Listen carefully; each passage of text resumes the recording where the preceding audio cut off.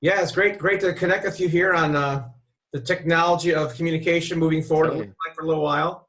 this is it. The Yeah, new frontier. yeah, it is. Uh, Hmm. I wanted to cover a couple of things today. I wanted to obviously help you out and talk about what are you doing with one of the most devastating industries in the world right now, the Hmm. restaurant business. And then second, I want to talk about obviously what the books have done for you, going from non-author to becoming an author. Hmm. To help other people with that in that regard. But let's first start with you and what you're doing and what's working out there, and how you're helping your clients cope with all this stuff. Sure.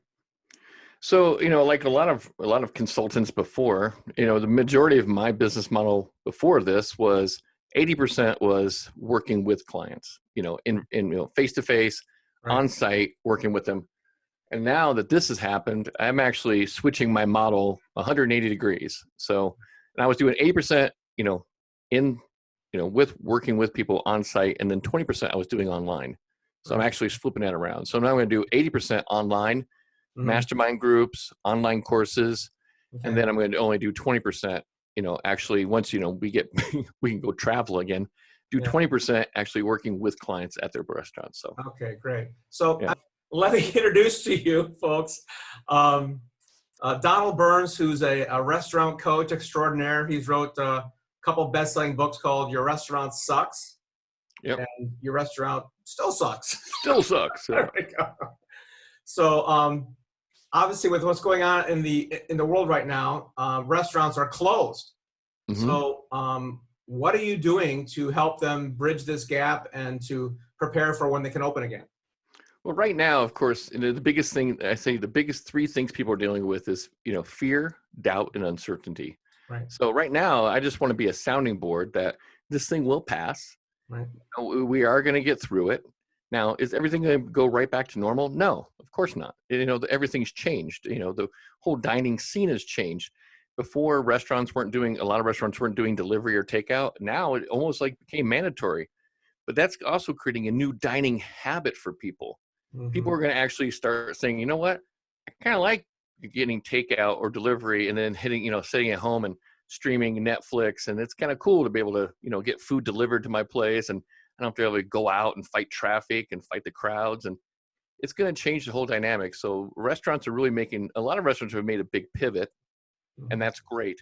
But you got to think that when this whole thing is over, it's not going to go back to normal as it was. It's going to be what we call like the new normal is going to be the new thing. So Right. you have to make a really good solid plan. So what I'm working with now, I'm working with restaurants on how can we create a solid plan so you're ready for this new, and I'm calling it the post-coronavirus economy. How are you going to be able to, not only survive, but thrive? Mm-hmm. And that really, comes down to having a solid kind of, clear step-by-step plan on what we're going to do now to get Mm-hmm. ourselves ready. Because you can just kind of sit on the sidelines and just, oh, I'm just going to wait for this thing to be over. Or you could take action now and actually have a solid plan. All right, so what am I going to do for marketing? What am I going to do for my training? What am I going to do for my menu? I'm always shocked. I speak around the world, and I'm always shocked when I ask restaurant owners, how many people know the cost of everything on their menu down to the penny? And only 5% of any crowd I've ever, and it doesn't matter what size crowd, 100 people, 700 people, 5% know what the cost is on everything on their menu. It's shocking. Wow. Yeah. I worked at a restaurant out of college, and they told me what the percentage was for food costs Hmm. and liquor costs, whatnot, labor costs. I got a general breakdown on percentages. But you saying they even don't know, like, the chicken marsala is like 22% food costs and Nope. the roast beef is 40, and they don't know. No, they don't know. They Wow. guess. And I always tell, I go right as soon as I hear these words, when I say, "What's your food cost?" and they say, "It's about," and I go, "About?" Okay, right there. Stop. Yeah. Time out. You never want to say it's about. You need to know exactly what the percent is of everything. Wow. Yeah. Okay. Yeah, So it's that's a sad. good tip. Okay. And obviously getting them prepared for the new normal. I think Hmm. obviously restaurant suppliers are going to be selling a lot of hand sanitizers Oh and God, those toilet paper dispensers at their places forever. That'll be a and good toilet paper. right, a good thing to put in there. Hmm. Um, what else are you doing to help them out right now with the next few months of with their, besides takeout? Is there anything else they can do? Well, I made an online course for people. I call it the Coronavirus Action Plan for Restaurants. It's a free course. It's available on my website. I'll give you the link. Yeah. Restaurants can sign up. It's a freebie. It's about an hour-long webinar I do, and I put tons of resources in there. I have tons of friends who are consultants around the world that are contributing, and it's just a nice little go-to spot that some things you can start doing right now to start, at least get, you want to get out of this fear, doubt, and uncertainty. And by having something to look forward to, it kind of helps you break free from that. Nice. All right. So, okay. So a great resource for restaurants, and it maybe even companies that aren't in the restaurant business, anything in the service industry might help out for hotels or anything else, right? Yeah. Anybody who's in the service industry is kind of feeling the crush right now. Yeah. It's great. And I also put in links in there for some of the, stimulus packages, links for that, how to get, bonds, dining bonds, also some just great ideas to kind of stimulate, multiple revenue streams, alternative revenue streams. So, yeah. Can you give me a couple examples of that besides takeout? Besides takeout, you can do gift cards. Okay. So gift cards are huge. I have a client who is in Louisiana. Now, normally we think of gift cards usually Black Friday, Cyber Monday. Right. And this client, now granted they have 2 restaurants, they're high end, but he does between Black Friday and Cyber Monday, he does $1 million in gift card sales every year. I know this restaurant. Okay. Yeah. So why not do that now? Why don't you, do a Black Friday sale and a Cyber, do something now and offer, if the numbers, it's 80% redemption rate. So you could do $100 gift card and give them another $20 for free. Right. But it's great. Or put another way, so I got to cost you $80 to do $100 cards. Right. You're really some people are going to not redeem them. Right. I love that. Right. And if you know your food cost, that might even be less because. Yeah, that's right. Could be meta margin. Absolutely. Very good. If you don't know your food cost, you don't know what your margins are then. Yeah. Very good. Okay, great. Gift cards, takeout, anything else would be? Sure. Just doing all kinds of virtual stuff is also, a lot of people are doing virtual happy hours. Oh, yeah. I know I saw Jack in the Box is just they're hosting a virtual prom. Oh, how fun. Yeah. But you're only limited by your creativity. Mm-hmm. But the biggest thing you have to do is do not go quiet on social media. Right. The worst thing people do, even if you're shut down 100%, like, you decide I'm going to sit this out and just not even doing takeout delivery, but you need to up your social media more than anything right now because people need to be connected to you. That's what restaurants are about. Restaurants are a place we go to break bread, share, stories, get with family, get with friends. And people are missing that right now. So you need to up your social media and using ideas like things like this, virtual teleconferences, but you need to be connected with people. I've been going on Facebook Live every day this last week. Nice. And it's been huge. People are reaching out to me saying, oh, I appreciate it. I feel like, I'm disconnected. It's great to have someone out there that's supporting the industry and talking about things we can do. You need to do that too with your restaurant, any of your brands. Doesn't matter what kind of. The national brand's doing a great job. I've been watching the, the sandwich guys and the Domino's with their, not touching the box type of thing. They're doing a lot of stuff on that. But in terms of creativity, I just had a cool idea. What about if you have behind the scenes and like, here's how our chef bakes our food and take the behind the scenes and teach people how to do some of these things. I mean, there's some YouTube guys I know, like this one guy, he's got a channel called One Pot Chef. He's this big guy. All he does is one pot meals. He doesn't sell anything. He has over 1 million subscribers. All he does is run ads on that channel and makes a great living doing that. No, it's awesome. So getting behind the scenes, doing fun things, having your servers sing songs to people. You can do anything with that online stuff for sure. Yeah, especially, and here's another thing. Let's say you have your certain regulars and maybe they have birthdays and anniversaries this month. Right. Do a personal kind of shout out. Hey, just want to say, I'm sad you can't be here to celebrate with us, but we want to give you a personal shout out. Say happy birthday, happy anniversary. That makes it personal and that keeps that connection going. It takes a second. It lasts for a long time, maybe forever, right? It lasts forever. Yeah. I mean, it's awesome, and just takes 2 minutes and everyone has a mobile phone right now and everyone has it's a mobile studio. Okay. All right, let's talk about the book stuff for a moment. Okay. I know you launched your book. The first book was launched a couple of years ago, I think, right? Yes. And Your Restaurant Sucks. Yep. little negative spin there. And I know you had some great success with that. Can you describe what happened after the book came out? So actually, I want to thank you because you got me started down this kind of path of being Yeah. an author. Right. And if it wasn't for you, I honestly, I don't think I would have kind of gotten the success I have. Because if we remember right, the original title of my book was going to be Restaurant Unleashed. Yeah. And you said no. And I have to say, at first I was a little upset. I was like, man, I was kind of into that title. I thought it was good. And you go, no, it's not. That's not going to do anything. Yeah. That's not, it doesn't make me excited. And then we talked and we talked. And then you kind of, and I told you some stories about how I interacted with clients. Yep. And then I told you a story about I was talking to a restaurant owner and I said, he was complaining about, my team sucks, the market sucks, everybody sucks. And I said to him, if your restaurant sucks, it's because you suck running it. And you said, that's it.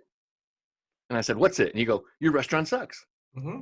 And then boom, that was it. And then that became the book title and everything just kind of flowed. And your process is so great that, I just kind of came up stuff and you helped sculpt it. And I remember it was huge and you kind of sculpted it down to a great working thing. And I'm telling you, it changed my life as far as it's basically, it's a business card. Mm-hmm.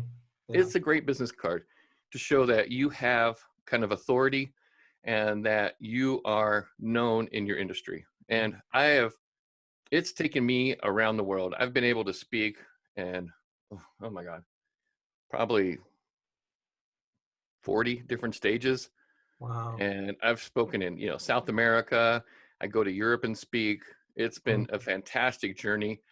Wow. And then I really found I liked the process. And so then I wrote the second book, Your Restaurant Still Sucks. Can you give me any, besides the 40 speaking engagements and the international travel, any numbers you can tie to that people be interested in? Like, I've sold the first book sold over 5,000 copies now. Okay, great. Yeah. I mean, that's pretty awesome for a self-published book. That's great. That's very good. Yeah, and the second one's getting close to over almost 3,000 now. Mm-hmm. It just came out this year. Actually, just last year, just recently in the fall of last year. So it's been an amazing thing. And then both books recently, both were on the Amazon bestseller list for restaurants and food industry at the same time, which was just like, oh my God, that's amazing. So, that's great. Yeah. What about your consulting business? Can you give me any numbers on how that changed or improved or grew from becoming an author? Well, so the books kind of, and I was dabbling with podcasting a little bit. Yeah. But the books really gave me a kind of a push to podcasting more. Yeah. And then the podcasting, I have to say my podcast is probably my number one lead generator. Mm-hmm. Mm-hmm. Yeah. Okay. And so now I'm looking at I'm going to be recording the audio version, the Audible book versions of my books, because I get so many requests for the Audible because people. I only listen to books lately. I'm getting a little bit, I've got into that whole thing where I just love jogging and walking and listening to a book versus sitting down and reading. It's part of the new podcast environment. People love to multitask on that stuff. It makes sense. So yeah.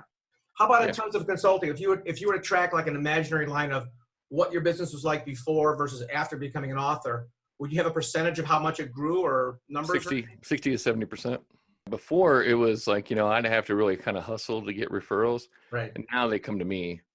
I get a lot more referrals because, people said, oh, I read your book, or I saw your book. And here's the thing. Don't just think that you're going to write a book and then, people are just going to go buy it because you wrote a book. Yeah. You got to market it like anything else. You got to push it and you got to market it consistently. Yeah. The biggest thing I find is like, especially you write a book, you put it out there, you're really excited about it. Not everyone's excited about it as you are. Of course. Yeah. It's your baby. Yeah, it's your baby. But, then you kind of get a little depressed about it because, man, I wrote this book and then I put it out there and then I'm not seeing the traffic I saw. Yeah. I have to say the book took off a little bit, but not much. Mm-hmm. It wasn't until after, I think, 6 months, and then it really started gaining traction. And now it's like a snowball effect. Yeah. It seems like it's just going and going and going. Right. Yeah. And I hate to say this pandemic situation, the coronavirus, has actually just sales have gone through the roof lately. Yeah, well, that's great. All right, so about 60-70% growth rate got you on a bunch of international stages. Were you speaking much beforehand, or is it all because of, No, I wasn't speaking much before. I mean, I was doing a couple small shows, right? but I wasn't doing anything international until I got the books. And then as soon as I got the books, then the whole world opened up to me. Right. And do you already speak? I know the first time you spoke on social media going down to Colombia, did you speak in Spanish or English? How'd you do that? I speak in English. Okay. I need to work on my Spanish. All the places keep telling me I need to work on my Spanish, and I'm actually going to take a course since I got some time now, at home. Yeah. So, but no, I speak in English, and they usually have translators, and everyone wears the headsets. It's actually really cool, and most places I go to are really accommodating. Mm-hmm. I'm working on trying to get into Dubai next year. So, Oh, nice. Well, from what I understand on the translation thing, it helps slow me down as a speaker because you can only do it in clipped sections. So maybe it's a benefit. I don't know how. no, it actually does. Yeah, and you have to take that into accommodation when you speak. Right. I do actually. I time my, I kind of have a more rhythm to it. Yeah. Yeah. Very good. Okay. All right. So there's a lot of people that have thought about writing a book or having it written for them, and a lot of people think about it, and rarely does it actually happen. So would you give any points of advice or counsel you give to somebody who's thinking about it? You got to think of it like a job, and you have to have. I'm telling you, the biggest thing I've ever learned about the writing is you got to have a process. You just can't say I'm going to write when I feel like it. That's the worst thing in the world. Don't write when you feel like it. Write.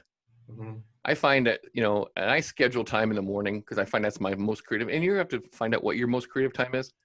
I find in the mornings my most creative time. So usually I'll get up, I'll take my vitamins. I do this little rebounding on a trampoline. I get the blood flowing. I meditate, and then I go to my office and I sit down and I just start writing. Nice. And there's days, I'm telling you, just like anybody else, there's days I don't feel like it, but I just start writing. And then after I get going, you get into state, and then stuff just flows out. Right. But you have to dedicate the time, and you have to make it almost like a religious commitment that I'm going to dedicate at least, half hour, an hour every morning or every afternoon, whatever works for you. Right. But you have to have a process. If you don't have a process and you don't schedule it, then it becomes like everything else in life. Well, when I have some time or when I feel like it, and then you're never going to get your book written. Right. People ask me, hey, I've written 2 books in like 2 years. Yeah. Yeah. And it's, why? It's because it's a process. And I basically treat it like a job. And part of my job now is to be an author. Right. And I never thought of myself as an author before.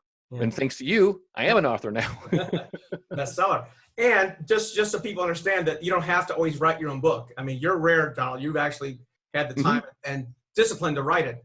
But 90% of our authors don't, and that's why we have our journalist ghostwriting team to help them with that. Yeah, it's amazing. I know you've helped a couple of my people I've recommended to you with some ghostwriting and stuff like that. And it's a great. Here's the thing: there's no excuses.